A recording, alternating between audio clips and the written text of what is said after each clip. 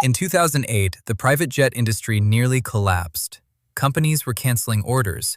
Executives were driving to meetings instead of flying because the optics of stepping off a Gulfstream during a recession would end careers. Congressional leaders literally told auto CEOs to sell their jets before asking for bailout money. And then, quietly, the industry came back stronger than ever. Today, there are more private jets in the air than at any point in history. And the gap between the cheapest way in and the top is wider than most people realize. One guy pays $2,000 for his seat. Another paid $75 million for the plane.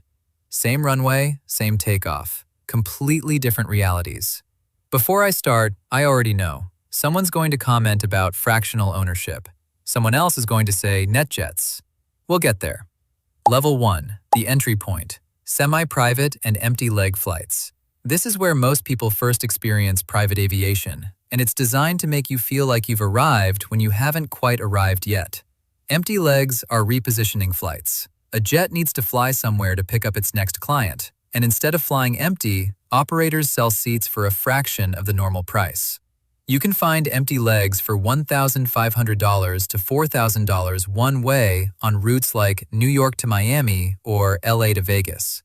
Semi-private operators like JSX take it further. Fixed routes, small terminals, 30-seat jets with every seat in a business class configuration. $500 to $2,000 per flight. No TSA lines, no boarding groups, no middle seat next to a guy who brought a tuna sandwich. Who actually flies this? The startup founder who just closed a seed round and wants to post the FBO selfie. The real estate agent who needs one impressive airport arrival to close a client. They all walk through the private terminal for the first time and think, this is it. This is the life. Then they realize the flight leaves when it leaves, goes where it goes, and they have zero say in either. The convenience is real. The flexibility is not. And flexibility is the entire product from Level 2 onward. Level 2, on-demand charter, light jets. This is where private aviation actually begins. You pick the departure time. You pick the airport. The plane waits for you, not the other way around. Light jets seat 6 to 8 passengers, range of roughly 1,500 to 2,000 miles. Think Citation CJ3, Phenom 300, Honda Jet. Charter cost runs $4,000 to $8,000 per flight hour.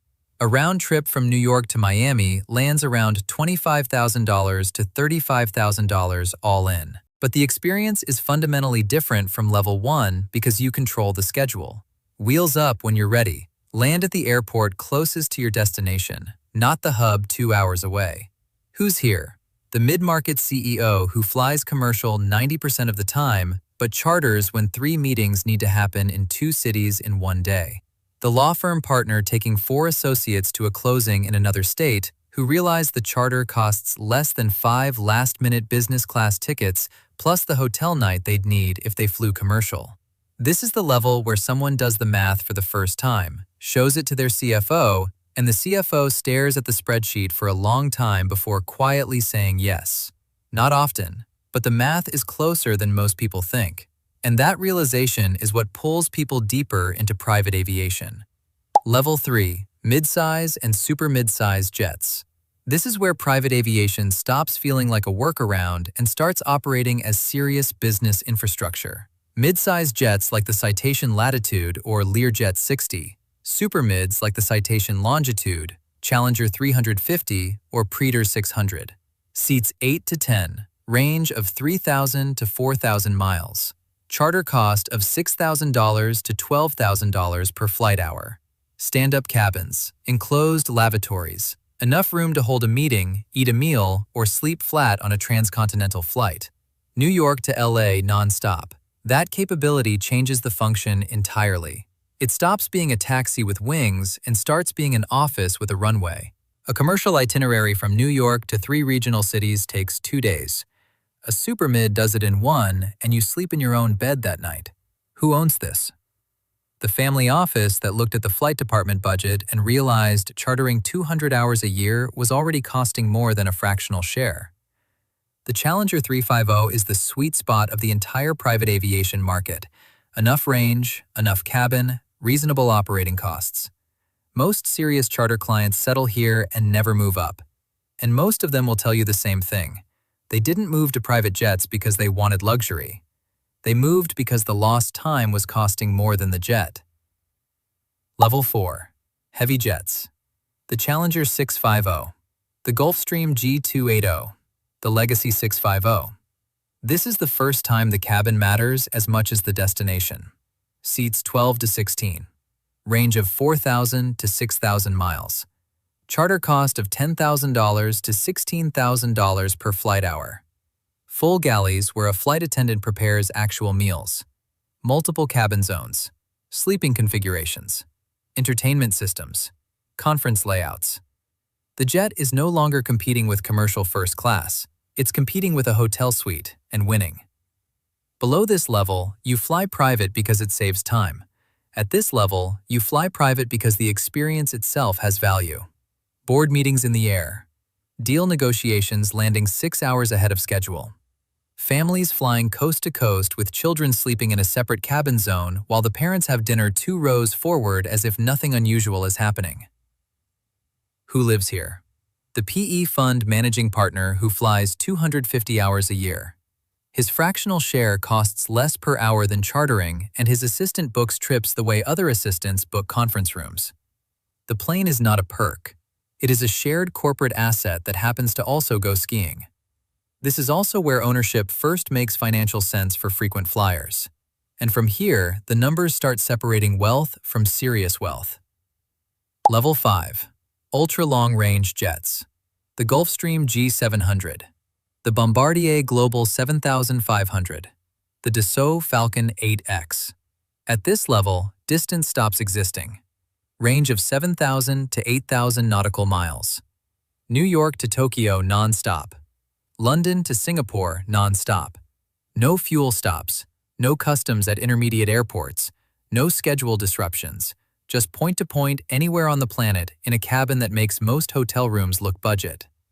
List price sits around $75 million. Charter runs $12,000 to $18,000 per flight hour. Who's here? The billionaire who says Tuesday in Singapore, Thursday in London, and means it.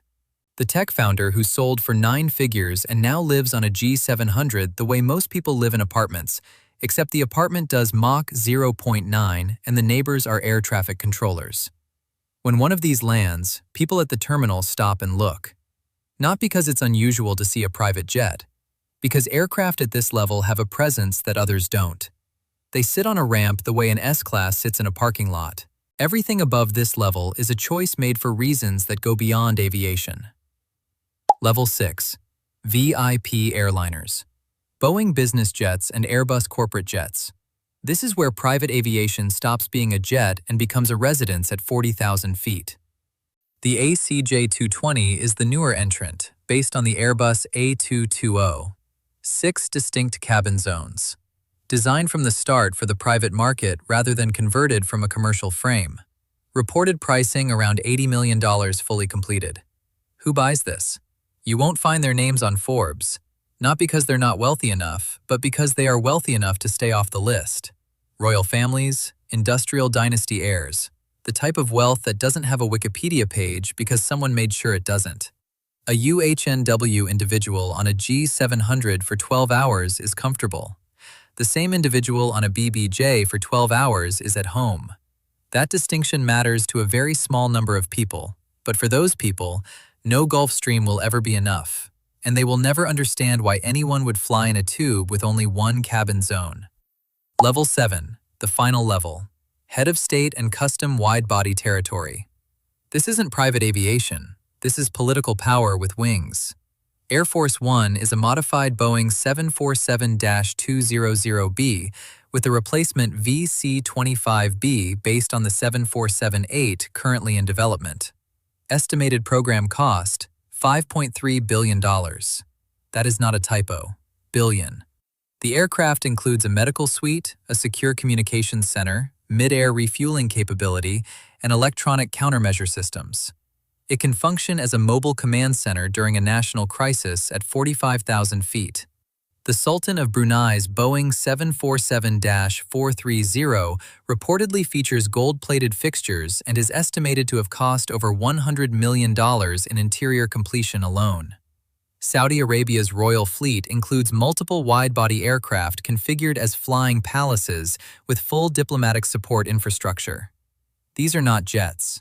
These are embassies with engines. They carry security teams, support staff, communications systems, and diplomatic capability. Private aviation started as a convenience for people who couldn't afford to waste time. It became an industry for people who could afford anything. And somewhere between the $2,000 empty leg and the $5.3 billion Air Force One, the product stopped being the plane. The guy in the empty leg seat and the guy in the BBJ are both doing the same thing. They're buying hours. One's buying two. The other's buying all of them. Every other industry sells you a product. Private aviation sells you the only resource you can't manufacture. The jet was never the point. What you do with the time is. If this was useful, subscribe. I break down how things actually work, not how the brochure describes them. See you in the next one.